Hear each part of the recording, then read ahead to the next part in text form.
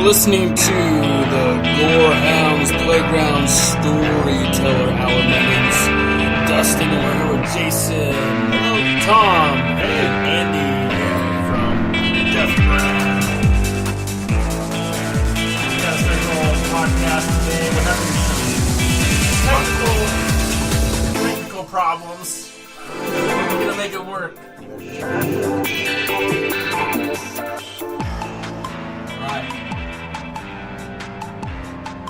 Tom and Andy, they're from Deathbrand, and they're gonna do their own podcast. And before we get started, before they start talking about scary stories, we're gonna have them plug their podcast. What's it about, guys? Our podcast? Oh, well, on the spot. We're intending to do something in the near future, which will promote the local metal scene. Promote the local metal and counterculture scene in northern Colorado and possibly beyond. Excellent. Awesome. So what's it like to be a local band in northern Colorado? Is it a difficult scene to be in? Well, bookings, you guys get paid for what you do? You know, in general, sometimes. The music scene in this area is awesome. But I do feel, and I think Andy would agree with me, that metal bands and certain other, perhaps less culturally mainstream artists like punk and, I guess electronic is starting to pick up in Denver pretty good. But stuff like that tends to go by the wayside here, or get ignored by the powers that be, if you will. And we aim to change that. Now, the Denver metal scene is pretty solid because there's a ton of great bands, but a lot of them aren't very original. There are a few very solid original bands. Skin comes to mind, Havoc comes to mind. Immortal Dominion? Are they still together? I'm not sure. There's one other band, I can't think of their name. Is it a really competitive scene? Are you guys pretty it's friendly pretty towards each cooperative, other? actually. We all try to work together, but it's tough because in order to get work, especially in the Denver scene, a lot of these metal bands are really just tributing. So you might have a Pantera tribute, or you might have a Iron Maiden tribute, or whatever. And these bands, they get brought in 4 at a time. These clubs in Denver, and these are 200 cap rooms and $10 a ticket. Well, do the math. None of these 4 bands gets paid very much, and there's 4 or 5 guys in each one. Yep. People walk home with $20. Yeah. You know, for all those hours of rehearsal and all that lumping gear around, and so we would like our aim here is to create an environment where these kinds of bands can get higher profile shows, bigger cap rooms, more fans. Longer play times. Less fewer bands on the bill so that you can actually make some or money. longer shows. Like we would like to do a festival sometime around Halloween. All right. We'd like to synergize with Gorehound on that. Sweet. Right? We would appreciate that. And the vision there would be for a maybe 6-hour show, and then we could have 4, 5, 6 bands. Because we'd be selling more expensive tickets, there would be more draw because there would be vendors and sell that swag. A better and longer promotional period. So, do you have a venue in mind for this big festival? Not yet. I'd like to talk to the folks at Hody's. I'm not sure if it's a big enough room, but it'd be ideal. As far as its reputation, I'd be open to doing it in a warehouse, frankly. Yeah. I mean, matter of fact, in Denver, really cool. the metal scene used to be, there used to be these underground warehouse shows that have been kind of cracked down on lately after the big warehouse fire in San Francisco. All the Denver cops are now all super sketchy about that. But there used to be shows where you would just rent out a warehouse for a day and we would have these shows. That's awesome. That's kind of what we're aiming for. That's the vision right now anyway. This is all still very much in the works. So what's the name of your podcast show? Do you guys have a name for your show yet? No. Do it under the Deathbrand name, I'm sure. Haven't even decided. I haven't put a whole lot of thought into the podcast yet. Today is more about Popping your cherry. You're right. Today is about learning how a podcast is done. Yeah. And also today is about talking about the metal scene and talking about Deathbrand and talking about all the other awesome metal bands that are in northern Colorado and Denver. And even a little bit in Cheyenne, I hear. Oh, yeah. Yeah, for sure. There's lots of awesome music around here. So, are you guys fans of other bands in northern Colorado? You guys have favorite metal bands besides yourselves? Havoc, but they've made the mainstream. So. Well, that's great. But they're from Greeley, and I've actually met those guys. They're a at success family function. Yeah, they're a success story too. They're a band that we really look up to. That's where we want to go. Right now, Deathbrand is a cover band. Okay. And we are friendly with and work with several cover bands such as Hooligans Holiday, the Molly Crew. Angry Again that does Megadeth. Yep. We've done some shows with them. Disorder. We did a couple of shows with them. There's a band. What was the band that opened up at the Moxie? Can't remember their name. Man, it's right at the tip of my tongue too. Watery Grave. Watery Grave. There you go. Yeah, There there's you an go. original NoCo. Yeah, they do some covers and some original. I think their show is about half and half. Yeah. So I want to hear a wild ass concert story from you guys. Any extreme fans or crazy shit? Well, there's random titties. Random titties, there's nothing wrong with There's that. always that. Some are scary. You get one that's like pancake looking. That's pretty scary. There's always the groupie chicks that think that they want to hit on you. Yeah. Groupies. Yeah. For some reason, they seem to be a little round all the time, but I don't know. I can't think of anything. You know, the scene at those shows is generally so high energy and crazy anyway that nothing really stands out. It's just a bunch of headbangers having fun. we did have the show of the Moxie. We had the audience participating in the War Pigs. Oh yeah, that was that was It felt like I was we in were Black at, right? Sabbath Yeah. or something. By the way, that video is on our YouTube channel. We filmed that, by the way. And so, And, what's yeah. your YouTube channel? Just go to YouTube and search Deathbrand. I don't remember the exact It handle comes right right up. now. But yeah, just go to YouTube and type in Deathbrand. That's death with an A. DEATHBRAND, all one word. We're also on Facebook. We don't have a website yet. But anyway, yes, we captured that on video. These fine folks at the Gorehound did. The ones we're talking to right now. Yeah, we had a lot of fun. That with was show. fun. And Good footage. that's probably the closest I ever felt to feel like a rock star in my Yeah, life. that was We pretty had the cool. whole audience singing that na na na part. That was Yeah. great. That's awesome. So, this is Storytellers. You guys have any life-changing, scary, paranormal stories you want to share with us today? Well, we both worked at the Stanley Hotel for quite a few years, and Is that how you guys met each other? No, we've known each other. God, We've we known met each each other other- long enough that when one of us gets a job at a restaurant, or it used to be, that the rest of us would eventually be working there. We just take over restaurants and be the cooking staff. Neither one of us work in food service anymore. And actually, Yay, me Jeff neither. here at the Gorehound used to be one of that crew Yeah. too, and he's Me gotten out of too. food Yeah, service. and We've all Jason- escaped. Yeah, we've all escaped. No food more service. hospitality. Fuck that shit. But the Stanley, yeah, there's some stories up there. I ran into a ghost in the employee housing, getting up to take a leak. He was in, your 1900s, 1910 outfit with the frilly cravat shirt, and just talked to him.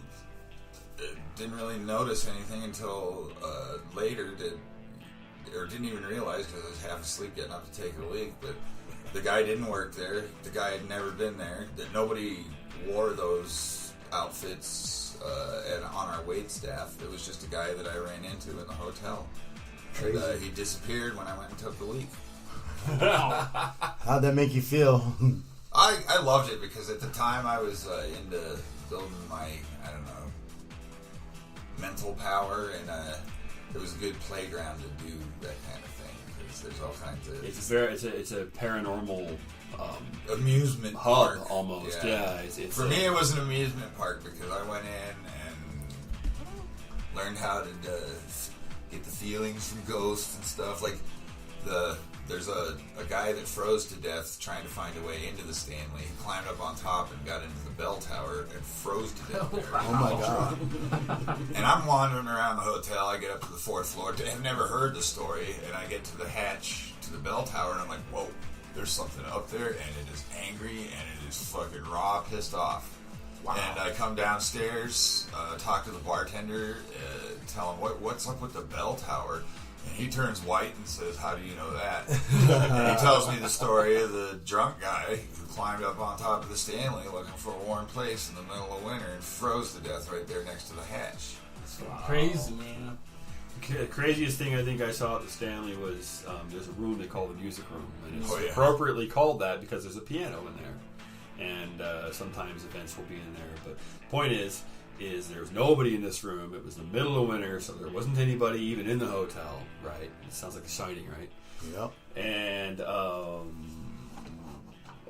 we heard noises coming from this room, like somebody playing the piano, so we go to investigate, and as soon as I look in the room, I see a chair move from one end of the room to the other.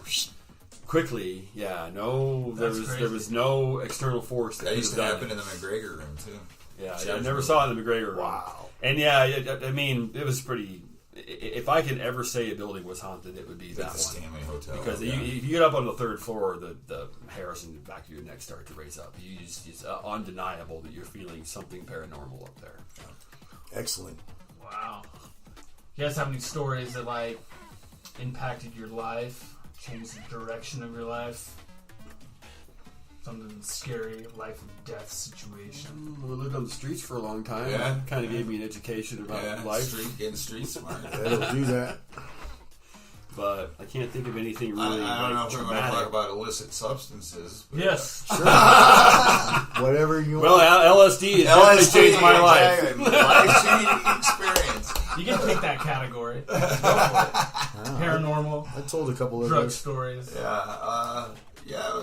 When I was younger, I really got into the old psychedelics there, mostly the LSD. I think Andy and I are both in the 1,000 hit club. Oh, easily. Oh, And I You're used to love insane. it. I've done it many times, never had a bad time, never had a bad trip. Watched many people go through bad trips, but never experienced it myself. It was always a positive experience. And that changed my life for certain. I don't know if for the better, but definitely for the weirder. I don't know. You got any examples? I don't want to sound crazy. But you are, so always. Okay. It's too late. I've developed a little special superpower. It's kind of stupid and irrelevant, but I can see about 3 to 5 seconds into the future. And usually on inane, meaningless crap. You know, I think most of us kind of have that power anyway, because I've had dreams that, and not a specific amount of interval of time later. It could be a couple days, it could be a couple months. But I've had dreams that play a scene that happens exactly verbatim Yeah, I've had in that real happen. life. I've had that happen. So, as a matter of fact, I've gotten to where I can see it coming and change it. Excellent. It's like deja vu. Yeah, I make Kind that a of, goal. only I remember it as a dream, not as a previous experience, if you will. So, and I wonder if that's not what deja vu is. Maybe you dreamed of something and forgot. Or you're outside the time-space continuum and you can see something in the future that potentially is coming. Well, and the funny thing about the future, too, is that it's utterly malleable. Yes. And Nothing's set. I don't know how much your listeners are into quantum physics, but multiple realities exist at the same time until they collapse into the one observed reality. So when you're looking at the future, per se, you're looking at one of the possibilities. I mean, these timelines, they would project themselves at least a little ways. It makes sense to me, and so that's kind of what you're seeing, what you're experiencing when you have these deja vu-like experiences. Nice. Yeah. And I Whenever I developed have. some telepathy. Oh, I- yeah? I do believe psychedelics help with my empathic powers. Yeah, My definitely. ability empathy. to tell what's going on in somebody's mind, my ability to feel what they're feeling. I've that sort of actually thing. And I heard- think there's a latent ability in all humans. It's just Yeah. that we have Well, to be we're- aware of it. If We're you don't empaths practice it, by you're not nature. going to be aware of it. I'm like a sponge, man. Like I absorb other people's emotions. Like I've actually heard my friend's voice in my head talking to me. and then gotten together with him later and confirmed it, that's what was happening at a later date. Excellent. Yeah. Funny stuff like that happens to people occasionally, but if you pay attention to it and Practice it, it can happen all the time. So what was this conversation that you were hearing? It was stupid. It's always all these special powers always seem to happen for inane, mundane reasons. Like being able to see into the future. I'll be punching in at work, and the voice on the phone tells me I punched in at da-da-da-da-da-da, and I'll know what number it's going to say about 3 seconds before it says it. Without ever having looked at the clock or knowing what time I got there, I'll know to the minute what the thing is going to say to me. I've even written it down in my employee file to clock in before the thing said the time, and it was correct. Right to the minute. Wow. I don't think you've ever had that happen.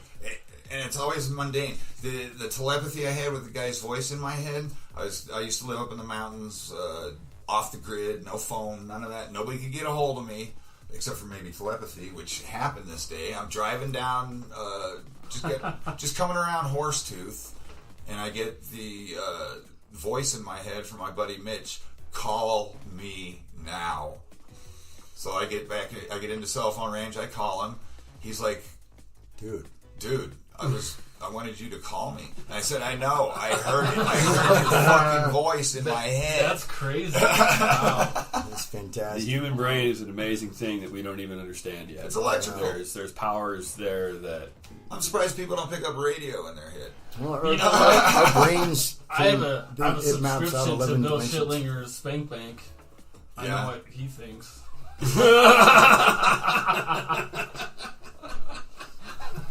Wow. I haven't joined that yet. Yeah. That's great. So our brains actually mathematically map out 11 dimensions Yeah. with the synapse pathways, yep. And then psychedelics open those up. Access to them, right? That makes sense. Well, and they finally done some research on LSD with an EKG or EEG machine to see what it's actually doing to your brain. And what they found out is a normal brain, if you see something, the visual cortex will light up, and not the other stuff in the other parts of the brain. But when you take LSD, the effect is all the parts of the brain are communicating with all the parts of the brain that they don't normally communicate with, and it becomes a more unified mind. By the way, the exact same thing happens when you're playing a musical instrument. Yeah. It requires your motor cortex, your visual cortex, your audio cortex, everything. Your whole brain has to work together to make you play a guitar. So play music. It'll help your brain. Yep. Right on. Gotta love that. And I've done some research. Steve Jobs, Jeff Bezos, they were all into microdosing LSD. Yeah. And that's where you It's a big take thing. you take what you normally take for a trip and you cut it in a quarter or maybe less, and you do that every day. And you're trying to make your brain be a unified mind and communicate with itself in ways that it doesn't normally communicate. And that's how they came up with the iPad.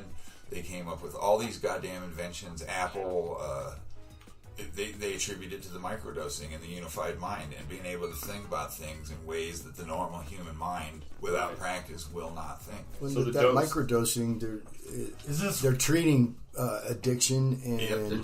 There's PTSD. been a lot of research on that lately. It's small doses of psychedelics, especially mushrooms. Yeah, Because, I've seen by a the way, lot of props stuff to on Denver mushrooms. for the mushroom initiative. That's outstanding. Yay. so? I haven't heard about that yet. What's that? The Mushroom Initiative? Is that They're going to legalize Well, they're gonna- mushrooms. Okay. They're going to utterly decriminalize Okay. psilocybin mushrooms. They'll still be against the law technically, but it'll be the Federally, lowest priority yeah. for law enforcement. And there will be ways that you can clinically, legitimately take mushrooms. and have them in your possession. Right, if Yeah. you're clinically attached. Yeah. There has to be a clinical excuse. But that's just more evidence that psychedelic chemicals are great tools for psychiatric treatment and advancement of the brain. Yeah, I agree with you fully. Speaking of which, Me I could use too. a reset. I've been trying need to a get reset? Dustin. Yeah, Nah, I've been I- trying to get Dustin to dose with me. You need a butt? A bump? Funny. Yeah. So, any really scary experiences on LSD, shrooms, hallucinogenics? Not for me. Jesus. I always had a good time. Yeah. Nothing scary, but I don't scare easy, I guess. It's hard to say. I actually used to enjoy going out and being freaked out by Yeah, that was how the different point. the world looks. That was the point, is to push the envelope of reality to the point where you never go there and then you can still survive it. That's what it was for me, is just breaking the boundaries and still being me through the whole thing. Right on. You were able to do that with no problems? Yes. I always was, yeah. I But never again, had a bad trip. I always was prepared, and I always knew what I was doing. I was jumping off the cliff Yeah. Right. to see what was over there, and always came back. So The trick is not to get emotionally wrapped up in it. Is to rationally see, if you're starting to have a bad time, step back and say, look, in 8 hours it's going to be gone, so I can make it till then. It's just a moment. It's just a moment. Yeah. Right. When you're dosing with LSD, are you setting it up to be a spiritual experience? Are you clearing your schedule? Well, you You clear clearly- your schedule. you definitely You don't clearly even come to work. I'm sorry, I can't come into work today. I did once. I called it stupid to work one day because of LSD when I was younger. But I did once go to court to save our house, yeah, tripping balls on LSD. Oh my God. Let's hear it. And I did it. Let's do it. There's nothing to hear. Good I story. showed up, tripping balls. Nobody seemed to be able to tell. I signed the papers that allowed me to keep the house, and I walked away. It was like nobody could tell. I was like, wow. I went to the ER once tripping. That was a trippy experience, though. Yeah. To- hopefully not for yourself. Oh, yeah. Oh no. We were running across Hood Canal Bridge, and it was a little rainy out, and about every 50 feet or so there's a light pole, and they had it framed out, so we'd have to jet it over to miss the pole. Well, I didn't miss the pole. Oh, I whacked my leg on there, and it swelled up so bad I had to cut my pants off. oh, not a good experience. We decided I should go at least get an x-ray. yeah. That was a pretty uncomfortable experience.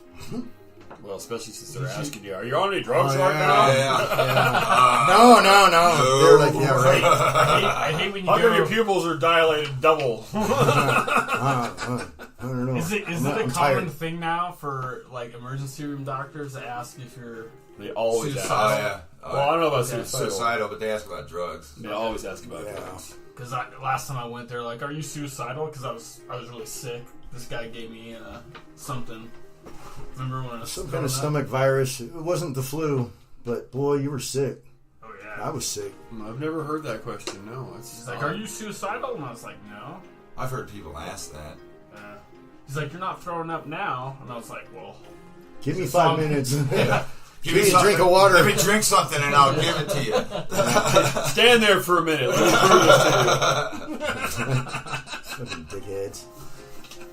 Gotta love that for-profit healthcare. Yeah. you. Oh yeah. Well, I don't know how political we want to get, but Talk Whatever whatever. it can be. Go for it.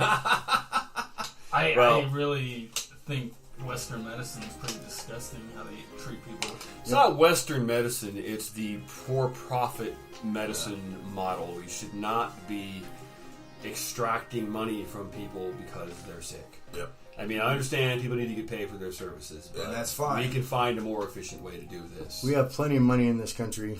Yeah, and it's all being spent Maybe on if we'd bombs. stop fighting endless and wars, big- we'd have a lot more money to fix our social programs Yeah. and give everybody some health care. And maybe But- if we would tax big business like they deserve to be taxed, Yeah. we would have all kinds. Put a wage cap out there for some of the Yeah, CEOs. maximum We wage. just talked about that last Yeah, night. maximum wage. Yeah.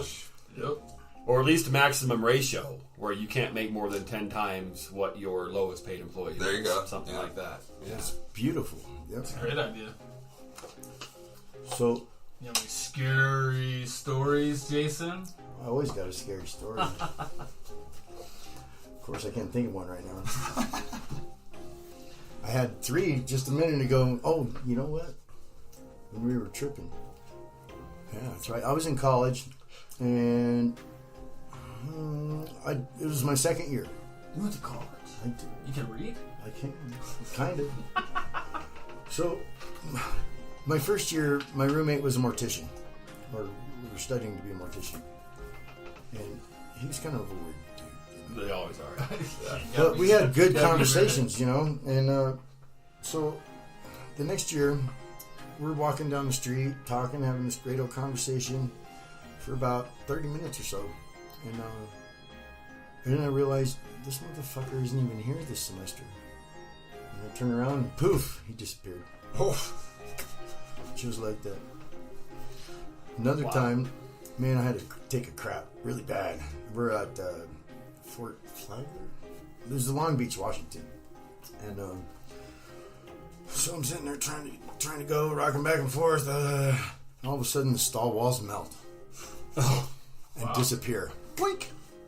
Wow. And then the floor disappeared. Boink. And I'm sitting there floating on the toilet, man. You're floating on the toilet. I'm floating on the toilet. And then all of a sudden, boink, toilet disappears. I'm like, oh, fuck, man, am I next? Sure as fucking shit, boink, I disappeared. And I'm sitting there, just a black void, man. I don't even know how long I was in there, but and then all of a sudden, I hear this. Poof, everything came back. Right. Oh my god, my buddies were like, hey man, you okay in there? You've been there forever. Yeah, I think I have been in here Has it forever. been literally forever? Because it feels like It's like Right? Vietnam, man. I'm ready to get out of here now.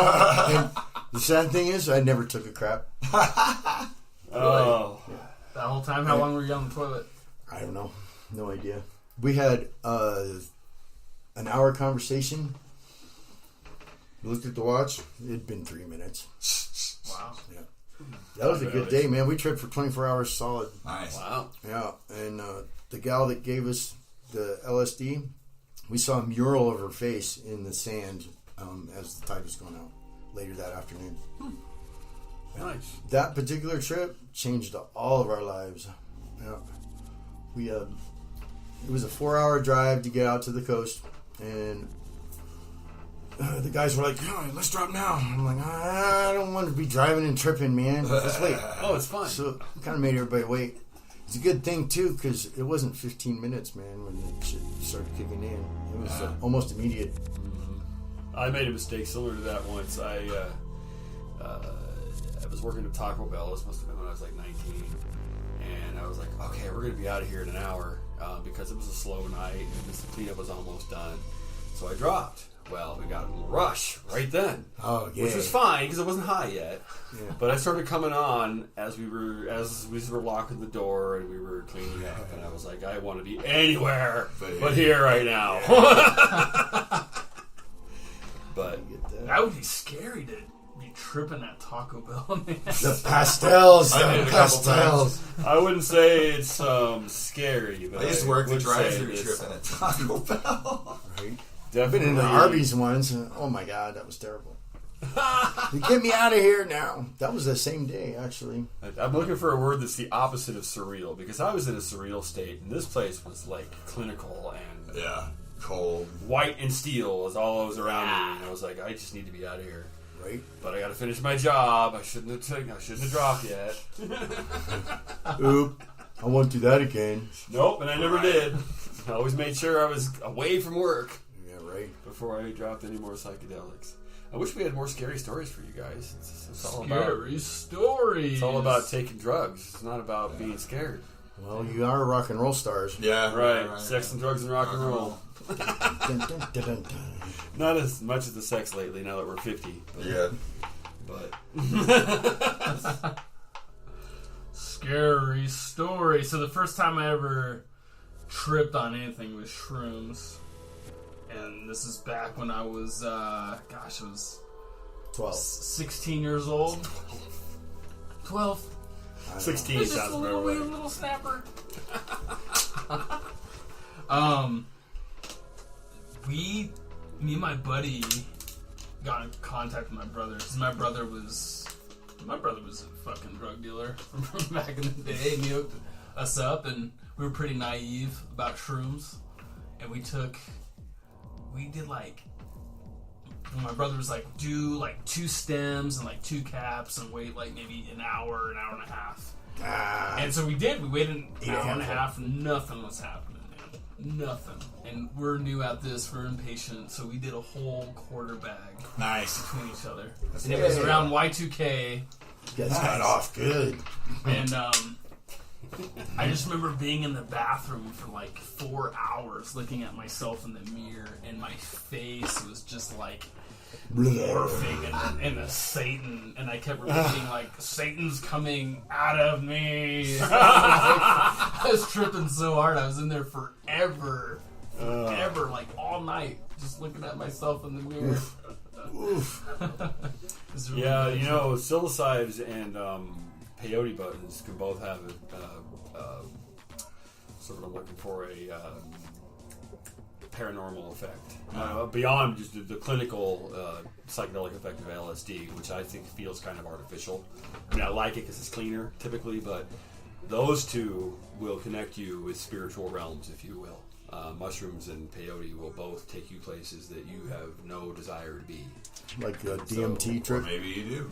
I don't know if you guys have read the Castaneda novels. All right. Haven't- I've read one of them. You yeah. should. You should especially Yeah. read the first one. Oh my God. It explains what I'm talking about Yep. in intimate detail. You're seeing literal astral beings, and they're communicating with you. Carlos Castaneda. Yeah, to definitely look up that author. It's all fiction. Don't believe a Yeah, word of it. yeah. But it's based on stories from when he was down in Mexico taking peyote with these Yep. these wise men. I Aztecs? guess. Well, they were. I think they were. I don't want to say ethnically, but No. genetically Aztecs. But they were Yaqui Mexicans. Indians. Yeah, Yeah, Yaqui. Yaquis. The Yaqui. That's who it Yeah, was. it was the Yaqui Indian. Yeah. Which, by the way, that whole race of people just vanished one day. And they don't know why That's the or where. Anasazi. Or is it the Anasazi? Well, the It's Anasazi broke up into several smaller. I think he's According to talking Tom's theory. about- I think he's talking about something, another tribe, Yeah. And, like and their thing was, not the Anasazi and not the Aztec, but They- there's one before them. I can't remember. Wasn't the Anasazi? they believed in keeping their awareness. Anasazi Indians, they were in Arizona, correct? Because there's Southern Colorado, Montezuma's too. castle. Yep. Southern Colorado, too. Yeah, actually the Anasazi range, Mesa Verde. all- Yeah, Mesa Verde. all the way from a little bit north of Colorado Springs, all the way west into Utah, Yeah. and all the way south into New Mexico and Arizona. You'll find ruins of the Anasazi dwellings from between 700 and about 1,500 years ago, all throughout the Southwest. So those are pretty big, like, communities. Oh, yeah. Oh, they were huge. I don't know if you've ever been to Mesa Verde or not, but it was a nice size. They had city. a lot of modern technology, too, that nobody talks about. You know, they have irrigation. They have the iPad before the iPad. You know, Well, those are different people. You're talking about the Incas or somebody like that, or maybe the Mayans had ostensibly had higher technology than they should have had. Yeah. But I don't know. Human beings figure stuff out all the time. One thing I will say is that when you look at Anasazi dwellings and you look at early European dwellings, like say right around the fall of Rome, the buildings that were going on in England when it was still pretty much run by the Druids, and the buildings that were going on in Gaul, the construction methods are remarkably similar. Yep. You don't have the nicely hewn cut stone like you did in Greece and Rome and in more Renaissance Europe. You have these. We just found a bunch of stones and stacked them together with some mortar, with some, and the Anasazi were making their mortar out of. Never mind, I won't say that because they were doing that at the end of their time when they were out of water. See, the Anasazi had a huge drought, and so they started making their mortar out of their own piss. oh, yeah. that's fucking great. Smelly. But anyway, the point is that you see these rock walls that were clearly not really cut. They found a bunch of similar flat stones because there's sandstone everywhere. Yeah. Well, I saw the same stuff going on, particularly early Rome. You would see real similar buildings, and in I know these kinds of buildings exist in the Scottish Highlands and places like that, where before Roman influence, when the Druids were in control of those islands, it was all primitive building. Even though they had advanced social codes and advanced mythos, you might say. Community structure. Yeah. Right. They were very primitive about how they built things, and they just figured it out. Humans are amazing engineers. Yep. Deathbrand. Back to Deathbrand for a minute. Deathbrand. When is your next show? We don't have one Yeah, we don't have at one. this point. Again, we're trying. You said you had something booked, like on Tuesday or on Saturday. No, it's the country band. Oh. Yeah. You do a country band too? I also play in a country western cover dance band.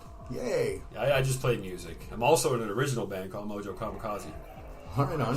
which you can look for material to come out from them. I would say late this year sometime. We should have at least a song or two ready to release. Cool. Going into the studio, we've already cut extensive tracks, but now we're going to go to the studio and get them all polished up and sounding. Where do we find that stuff? Well, the stuff I'm working on is not released at this time, but there is mojokamikaze.com, and on there you can find all of the stuff that was done before they brought me in as a guitar player, which is all amazing stuff as well. They recently put out our bass player in that band. Ben has this. Well, he's incredibly patient for one thing, and he has a really good eye for videos. And he's made a series of Lego videos that go with those older songs that were cut before I joined. Like so. stop animation type? Yeah, cool. yeah. Right on. That's a lot of work, man. Stop animation. You got to be patient. Right, it's what he said. It took him hours and hours, days and days, because you move the guy's arm a little bit, take another picture, move his arm a little bit, take another picture. So Tom, I'd like to plug your show for the 20th. Are you going to do originals or covers that day? The 20th of July. Oh, that day. That's going to be covers. That's a project that I've just sort of been bouncing around in my mind recently. Where's that at? Here at the Gorehound's Playground. Here. Yep. We're going to Right do on. a little intimate, just me and my guitar, and we're going to be doing Unplugged. we're going to be doing the darker side of Americana. It's going to be a bunch of folk, maybe a few bluegrass, country, maybe a couple of rock songs too that speak to the darker side of things, if you will, murder and death and despair and all that. So it should be a really fun show. It should theme right in with what we do here, what you all do here. Yay. So, Tickets are on sale online right now. You can go to the Gorehound's Facebook page to buy those tickets. $10. and that's the 20th of July, correct? 20th, I believe. Of yes. July. Yep. Can you fact check that? Sure it is. Fact check Check it right the calendar. now. Get on the Gorehound website. I believe that the Gorehound Facebook page has made an event for that show also. So definitely go check that out and give them a like while you're there. This place is awesome. Thank you. Come get a t-shirt. Yes, July 20th. Acoustic show from 7 to 9. Right on. So when would you like to do your guys' podcast show? What day? What time? And will you What guys hour? be playing music for that shit? Probably. Now, mind you, the podcast thing is still in development. But the vision would be that I would spin some tracks from some local metal and punk and other counterculture oriented groups. Try and get everybody exposure.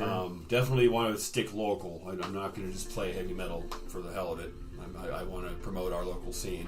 I want to build the counterculture aspect of that scene. So in addition to local tracks from local metal artists and such, we're going to bring in some people to interview and talk about the scene. Some news, some things that are going on, some shows, of course. We're going to plug everybody's shows. Even those tribute shows down in Denver that I was disparaging earlier. Everybody needs help. You know what I mean? Yeah. These people are playing those shows because they love to play music and they love to entertain. And I don't fault anybody for that one bit. No, it'd just be nice to get paid a little bit for It'd be nice to efforts. have better features. How do you feel when Yeah, you go to a bar or a venue and they say, we can't pay you, but you can play for exposure? Is that just a big old fucking... Oh, awesome! Because I pay my rent and exposure too. Yeah, right. How many exposures are you going to give me? Like 100 or? Give me $100 exposure. I'll tell you Exposure what. credits. I will play free shows for two reasons. One, to prove we deserve to play there. Yep. And I'll do that once, and then you're going to pay us, or at least let us get the door money or something. And two, I'll do it for benefits. If Yeah, it's a good benefits. cause, I'll absolutely play a benefit. Yeah. I don't mind. It's not about the money. To me, or really to any musician, the money is just a representative of your efforts, of your passion, of I put a lot of work into this, Right. and I'm providing a service, and I should be paid for that. We live in a capitalist society, right? It's hard work to learn an instrument and play and practice. It's taken decades. Yeah. It's really hard work to get 4 or 5 guys on the same page and super tight. That's the hardest part of it. If people don't understand what goes into making a band sound good. And it's more than just showing up a couple times and rehearsing a few songs and saying, okay, we're good to go. No, it's if you're trying to put a project together, it's work. And it deserves compensation. Yep. So to all the venue owners, pay your bands. Yep. That's right, you guys. Or figure out a way that you can get the bands paid without having to hurt your own pocketbook. Because I've been on both sides. Andy, too. We've both been on both sides of this. Oh, yeah. And they're making plenty of money selling liquor. I know how much the liquor costs you wholesale, and I know how much you're selling shots for.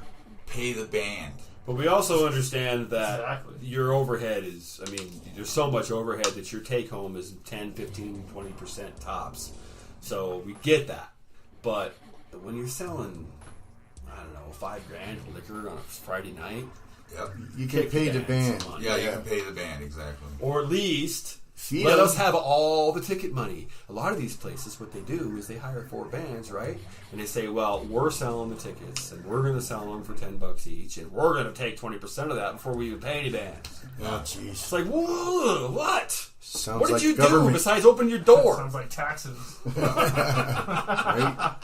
It is 20%. it is kind of a tax, but it's a tax to private industry. And then you get taxed on it as income as well. So we got Yay. 3 more minutes, guys. 3 minutes. 3 minutes. Any last words about your podcast show or your... Well, it's coming soon, so look out for it, and we'll definitely promote it on definitely the Deathbrand page, and possibly my own pages too. And you guys have a music video coming out, right? Deathbrand? Oh, we got a couple that we have already put out. I've been using your footage to make videos, and we're putting those on YouTube. The idea being to build an electronic press kit. Also, I should mention that Deathbrand is writing. All So right. within a year or two, you Original. should hear some original Originals, yeah. Deathbrand material. We decided wait. that, honestly, to be frank, we decided that there's no money in covers. That that the tribute scene is so saturated, and that those bands are not getting compensated what I think they're worth. And I just think it's better because you have more control over when and how much you play, and what your ticket price is, and etc. It's just better to be original and play less, but play more lucrative shows. Where's your favorite venue to play right now? I really like the Moxie a lot. Yeah, the Moxie. I wish it was bigger. That's but in it's How, got how an often awesome have you stage. played at the Moxie? Deathbrand's played there once. You've played there a few times. I've played there. Our country band has played there twice, so I think I played that venue 3 times. Did you really put... Oh, my God. For metal and punk and folko, I really like Surfside. Surfside's cool. Surfside's a good place to... Yeah. That's about the only venue I can think of in northern Colorado that even accepts that kind of music. So props to you guys. Hey! Other than that, I like them all, honestly.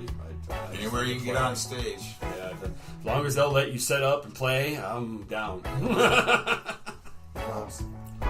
Well, thanks, guys, for coming to the Gorehound's Playground Storytellers Hour. Thanks to Tom and Andy. Jason, thank you, too. Thanks for coming. Blah. And that's all we have for now. Till next time, have a great day, everybody. And come shop till you die at the Gorehound's Playground.